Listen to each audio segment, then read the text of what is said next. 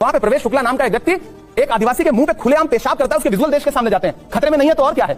ये खतरा ही तो है। उनका क्या होता है? अगर लोग खतरे में हैं, नागरिक खतरे में हैं, तो खतरा ही तो है ना। अगर आनुषंगिक संगठन भारतीय जनता पार्टी के खुलेआम जिस भाषा का इस्तेमाल करते हैं, प्रधानमंत्री जी एक शब्द बोलते हैं उस पर एक भी बयान, मैं तो पूरी भाजपा को चैलेंज करता हूं। भाजपा मुझसे और इसलिए परेशान रहती है ना कि वो जिन शब्दों से खेलती है, मैं उन शब्दों वाली जो यूनिवर्सिटी है ना वहां से पढ़ के आया। शायर प्रतीकों के माध्यम से बात करता है। जब शायर कहता है अपनी महबूबा से कि मैं तुम्हारे लिए चांद तारे तोड़ लाऊंगा, तो क्या वो ब्रह्मांड को नष्ट करने की बात कर रहा है? देश के गृह मंत्री महोदय से कहना चाहता हूं कि आप संविधान को मानते हैं तो पूरा माने। क्या देश का प्रधानमंत्री एक धर्म का होता है या सबका होता है? देश का गृह मंत्री एक धर्म का होता है या सबका होता है? राज्य का मुख्यमंत्री एक धर्म का होता है या सबका होता है? मीठा मीठा गप कड़वा कड़वा थू, कुछ भी हो आप बाकी जाके कांग्रेस पे यार, क्योंकि आपको मुसलमानों के कंधे पे बंदूक रख के वोट मांगना है, इसलिए आपको मुसलमानों को टारगेट करना है। मुझे पता है आप मस्जिदों के नीचे भगवान नहीं ढूंढ रहे हैं, आप वोट बैंक ढूंढ रहे हैं। दोस्तों आज की ये वीडियो देखकर आपकी आंखें खुली की खुली रह जाएंगी। जी दोस्तों, आप सब इमरान प्रतापगढ़ी साहब को तो जानते होंगे। आज एक न्यूज चैनल पर गए थे, वहां उन्होंने अपने शानदार अंदाज में सबकी पोल खोलकर रख दी। मेरे दोस्तों, भारत के अंदर बहुत कुछ हो रहा है जो कि सही नहीं है, लोगों के अंदर नफरत फैल रही है। दोस्तों अभी मैं आपको जो इमरान प्रतापगढ़ी का वीडियो दिखाने जा रहा हूं, वो वीडियो सोशल मीडिया पर बहुत ज्यादा वायरल हो चुका है। दोस्तों आपको ये वीडियो देखकर समझ में आ जाएगा क्या सही है क्या गलत है। लेकिन दोस्तों ये वीडियो दिखाने से पहले मेरी आपसे गुजारिश है, आज का मेरा ये वीडियो पूरा एंड तक जरूर देखना, और अगर आप मेरे चैनल पर नए आए हो चैनल को जरूर सब्सक्राइब करना, साथ में इस वीडियो को ज्यादा से ज्यादा लोगों में शेयर जरूर करना। चलिए दोस्तों, पहले आप ये वीडियो देखिए, फिर आकर मैं आपसे बात करता हूँ। यही नहीं, अभी और सुनिए। खौफ नहीं जिसे मुरझाने का, मैं उस गुल के साथ खड़ा हूं। मैं तो बात कह रहा था कि जो साहस है उनमें, खौफ नहीं जिसे मुरझाने का, मैं उस गुल के साथ खड़ा हूं। कैसा भी दौर आए लेकिन मैं राहुल के साथ खड़ा हूं।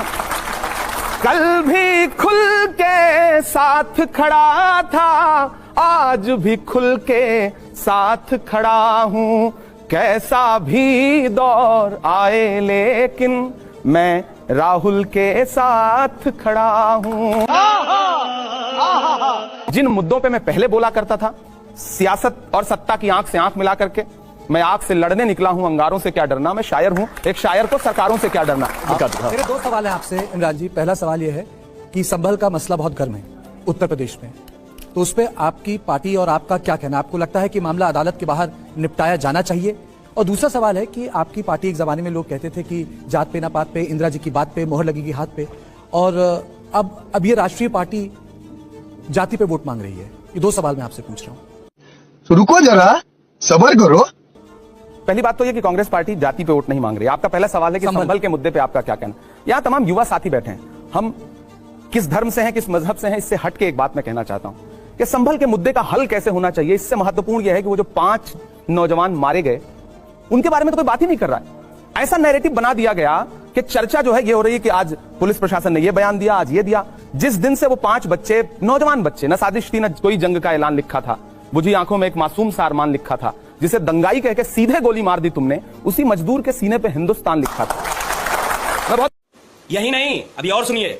5 लाशें उठी हैं। इधर 26 नवंबर को महामहिम राष्ट्रपति महोदया संसद में भाषण दे रही थी, मैं सामने बैठा हुआ था, और 162 किलोमीटर दूर संसद से संभल में 5 जनाजे एक साथ उठ रहे थे। छोड़ दीजिए वो हिंदू थे या मुसलमान थे, विजुअल है इस बात के ना कि पुलिस गोली चला रही थी। मैं भी यहां बैठ के बात कह रहा हूं। अगर पुलिस ये कहती है कि वो पत्थर मार रहे थे, तो उन लड़कों को किसने मारा उसका विजुअल आपके पास कहां है? पुलिस जो नैरेटिव बना दे, डीएम प्रेस कॉन्फ्रेंस कर रहे हैं, कमिश्नर प्रेस कॉन्फ्रेंस कर रहे हैं, सत्ता के शीर्ष पे बैठे एक शब्द नहीं बोल रहे हैं। क्या इंसानों की जान की कोई कीमत नहीं है? सदियों से यहीं पर रहता है, जाने कितने दुख सहता है। भीगी पलकों से एक बेटा भारत मां से ये कहता है, पुरखे हम सबके गोद में तेरी खाक ओढ़ के लेटे हैं, मां हम भी तेरे बेटे हैं। बीजेपी बार बार यह आरोप लगा रही है कि कांग्रेस एक लाइन नहीं ले रही, वो ये नहीं बता रही कि आखिर वो है किसके साथ। भाजपा किसके साथ है, सवाल मेरा। सरकार किसके साथ है? वो तो खुल के कह रहे हैं कि मंदिर के साथ। हाथ रख करके कसम खाने वाले लोग किसके साथ खड़े हैं? संविधान के साथ, या किसी धर्म के साथ, किसी इंसान के साथ, किसी जाति के साथ, किसी मजहब के साथ? ये बड़ी अच्छी बात कही आप। इंसान के साथ क्यों नहीं, पीड़ितों के साथ क्यों नहीं? योगी जी कह रहे हैं खुलकर कि अगर वहां पर विष्णु का 10वां अवतार होगा तो हम वहां पर उसी के साथ हैं। अवतार हो, उससे किसको इनकार हो सकता है?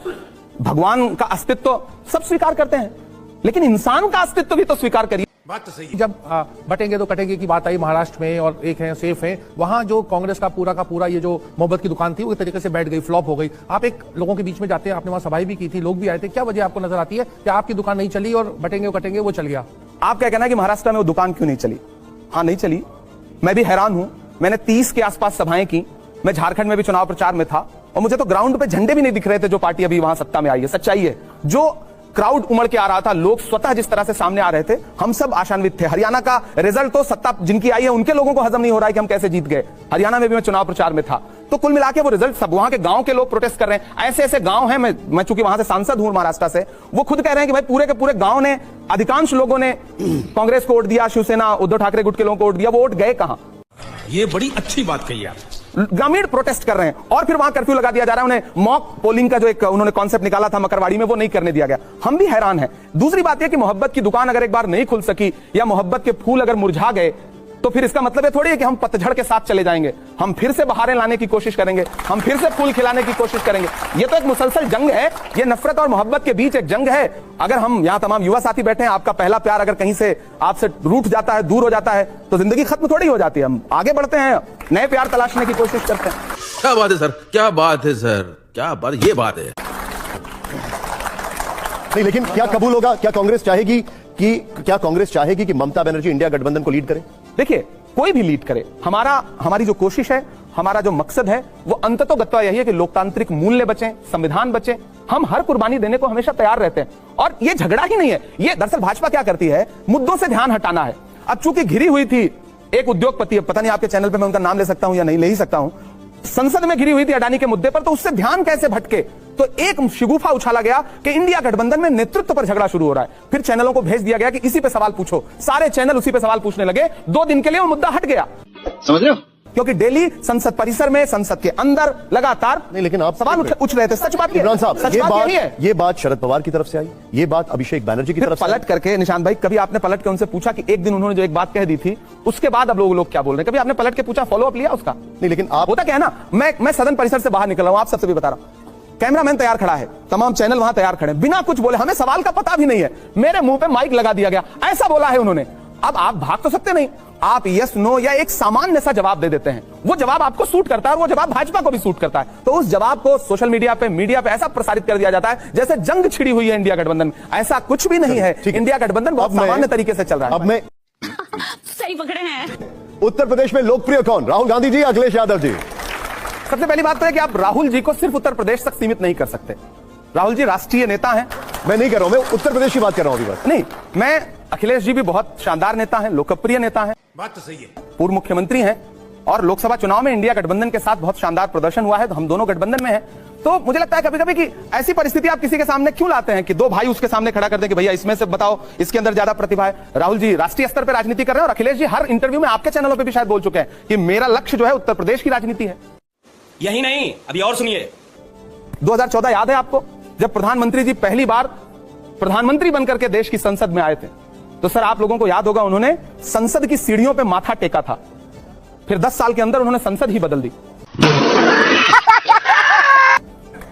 इस बार संविधान को माथा टेका है। अगर संविधान को खतरा नहीं है तो मुझे खुल के बताए भाजपा ना, लल्लू सिंह पर, ज्योति मिर्धा पर, अनंत हेगड़े पर, अरुण गोविल पर क्या कार्रवाई किया? खुल के कह रहे थे ना कि हमें बहुमत दीजिए, हमें संविधान बदलना है। क्यों बदलना चाहते हैं आप संविधान? एक मिनट, क्यों बदल? वो सवाल उठता है ना, कोई कार्रवाई नहीं की उन्होंने। बार बार अभी जो उनका एक पॉइंट ऑफ व्यू है वो ये है कि 16 साल में हमने 22 बार संशोधन किया और आप लोगों ने तो 75 बार किया, हमने तो कभी नहीं कहा ये सब। आप ये 22 बार में बार बार आपने एक यहां पर लाइन सेट कर दिया कि देश खतरे में है, संविधान खतरे में है। नहीं, खतरे में अगर नहीं है तो रुको जरा, सबर करो। खतरे में नहीं है, अगर खतरे में नहीं है तो मुझे बताइए ना कि लोग मारे जा रहे हैं। मध्य प्रदेश में एक जिला है सीधी, वहां पे प्रवेश शुक्ला नाम का एक व्यक्ति एक आदिवासी के मुंह पे खुलेआम पेशाब करता है, उसके विजुअल देश के सामने जाते हैं। खतरे में नहीं है तो और क्या है? ये खतरा ही तो है। खतरा और क्या होता है? अगर लोग खतरे में हैं, नागरिक खतरे में हैं, तो खतरा ही तो है ना। अगर आनुषंगिक संगठन भारतीय जनता पार्टी के खुलेआम जिस भाषा का इस्तेमाल करते हैं, प्रधानमंत्री जी एक शब्द बोलते हैं उस पे, बात क्या है ना कि भारतीय जनता पार्टी जिन प्रतीकों के माध्यम से खेलना चाहती है ना, देश अब समझता है। आप उधर तो दलितों के खिलाफ अत्याचार करवाएंगे, आप अत्याचार करवाएंगे और इधर सोचेंगे कि अंबेडकर जी की एक फोटो लगा देंगे तो दलित बहुत खुश हो जाएगा। आप देश के दलितों को मूर्ख समझते हैं। सब जागरूक हो गए हैं, उनको पता है कि बाबा साहब अंबेडकर के संविधान को सबसे ज्यादा चोट कौन पहुंचाना चाहता है। यही नहीं, अभी और सुनिए। आप जातिगत जनगणना क्यों नहीं करवाते? क्यों नहीं हक देना चाहते? प्रधानमंत्री जी, सिर्फ फोटो लगा देने भर से या एक बार नाम उच्चारित कर देने भर से नहीं काम चलेगा। आप देश की जनता जागरूक हुई है। मेरे जैसी साफ सुथरी हिंदुस्तानी भाषा में बात करने वाला एक भी बयान, मैं तो पूरी भाजपा को चैलेंज करता हूं। भाजपा मुझसे और इसलिए परेशान रहती है ना कि वो जिन शब्दों से खेलती है, मैं उन शब्दों वाली जो यूनिवर्सिटी है ना, वहां से पढ़ के आया हूं। वो एक शब्द है बकैती। मैं उस बकैती को बहुत अच्छे से समझता हूं। शायर प्रतीकों के माध्यम से बात करता है। जब शायर कहता है अपनी महबूबा से कि मैं तुम्हारे लिए चांद तारे तोड़ लाऊंगा, तो क्या वो ब्रह्मांड को नष्ट करने की बात कर रहा है? नहीं ना। शायर प्रतीकों के माध्यम से बात कर। भेड़िया, मैं भेड़िया शब्द इस्तेमाल कर रहा हूं। भेड़िया के खिलाफ कितनी कविताएं लिखी गई हैं, आप सबने पढ़ी होंगी। भेड़िया सामने है, उसकी आंखें लाल हैं, उसे तब तक घूरो जब तक वो तुम्हें घूरना बंद ना कर दे। इसमें कट्टरता कहां है? क्योंकि भाजपा के कुछ मुख्यमंत्रियों ने इसे ट्वीट कर दिया तो मीडिया ने बताया कि हाँ, कुछ लोगों ने तो इसको भेड़िए के बजाय कुछ और कह के ट्वीट किया। ये कौवा कान ले उड़ा, जो हम अवध क्षेत्र में कहावत सुनते रहे। तो दरअसल भाजपा जिस चीज से खेलती है ना, मंचों आप से शिकार मत बनिए। मुझे एक बात बताइए, मंचों से मरने मारने की जो बात हो रही है, ये किसके लिए हो रही है? कमाल है। मतलब जब आप मंच पे खड़े होकर के ललकार के कहते हैं, मतलब ऐसी भाषा, ऐसी कविता सुनाऊंगा आपको, तो आपको लगता है कि वो कत्लेआम मचाने की बात कर रहा है। शायर अरे जोश दिला रहा है जनता को। मैं एक मंच पे खड़ा होकर के, सर मैं बड़ी मजे की बात बताऊं, मैं एक कार्यक्रम में गया कोलकाता में, मैंने वहां पर शिक्षा को लेकर के लंबी बातचीत की। मैं अपने हर कार्यक्रम में यह काम करता हूं। मेरा एक शेर है कि इस तरह हौसले आजमाया करो, मुश्किलें देखकर मुस्कुराया करो, दो निवाले भले कम ही खाया करो, अपने बच्चों को लेकिन पढ़ाया करो। मैं ये शेर पढ़ते पढ़ते भूमिका बना रहा था, और भूमिका में मैंने कहा कि अगर समाज में सम्मान पाना चाहते हो, मेरे अपने समाज के ज्यादा लोग वहां बैठे थे, तो मैंने कहा आइए ब्यूरोक्रेसी का हिस्सा बनिए, सिस्टम का हिस्सा बनिए, सिस्टम सुधारिए, सिस्टम पे कब्जा करिए। एक तथाकथित चैनल ने यह शब्द उठाया कि इमरान प्रतापगढ़ी कह रहे हैं कि सिस्टम पे कब्जा करिए। अब जब हम कहते हैं कि दिल्ली की सत्ता पे कब्जा करो, कोई नेता ये कहता है, तो भैया वो राजनीतिक रूप से सक्षम होने की बात कर रहा है, लेकिन मीडिया इसको एक नया नैरेटिव दे देगा। समझ रहे हो? बीजेपी कहती है कि शरीयत को मानना है तो पूरा माना जाए, मुसलमान सेविंग्स अकाउंट ना खोलें, लोन ना लें, बैंक में नौकरी ना करें। वो कहते हैं कि शरीयत के क्रिमिनल लॉ को भी माने, चोरी करने पर हाथ काट दें, बलात्कार पर सिर कलम कर दें। मंत्री महोदय से कहना चाहता हूं कि आप संविधान को मानते हैं तो पूरा माने, आधा अधूरा मत माने। देश के मुसलमानों को भी संवैधानिक तरीके से अपना नागरिक मान के प्रधानमंत्री और गृह मंत्री कहते हैं। सवाल के जवाब में सवाल दे क्यों नहीं करूंगा? क्यों नहीं करूंगा? सवाल के जवाब में लेकिन अगर ये फैक्ट है तो उसके बारे में क्या कहेंगे? मेरा सवाल है कि क्या देश का प्रधानमंत्री एक धर्म का होता है या सबका होता है? देश का गृह मंत्री एक धर्म का होता है या सबका होता है? राज्य का मुख्यमंत्री एक धर्म का होता है या सबका होता है?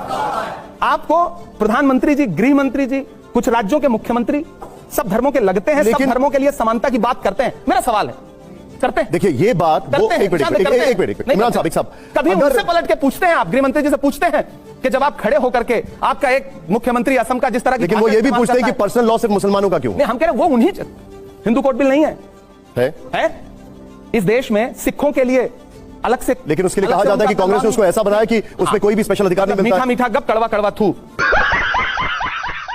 कुछ भी हो आप बाकी जाके कांग्रेस पे यार, क्योंकि आपको मुसलमानों के कंधे पे बंदूक रख के वोट मांगना है, इसलिए आपको मुसलमानों को टारगेट करना है। मुझे पता है आप मस्जिदों के नीचे भगवान नहीं ढूंढ रहे हैं, आप वोट बैंक ढूंढ रहे हैं। दोस्तों देखा आपने ये वीडियो, मुझको पूरी उम्मीद है ये वीडियो आपको समझ में आ चुका होगा। इमरान प्रतापगढ़ी की सारी बातें आपको पसंद भी आई होंगी। दोस्तों आपकी क्या राय है इस वीडियो के बारे में, मुझे कमेंट बॉक्स में आकर कमेंट कर जरूर बताना। दोस्तों आज की वीडियो में बस इतना ही, मैं फिर मिलूंगा ऐसे ही दूसरी वीडियो के साथ, तब तक के लिए खुदा हाफिज।